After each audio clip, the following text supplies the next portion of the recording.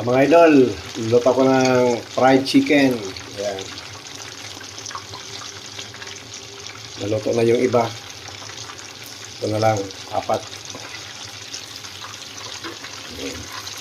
Handa lang yung apoy mga idol para hindi masunog. Ayan. Ito mga idol. Balik rin natin mga idol. Oops. Oops. Muntik na masunog nga. Ito na mga idol. Wala na siya. Yummy na ang fried chicken natin mga idol.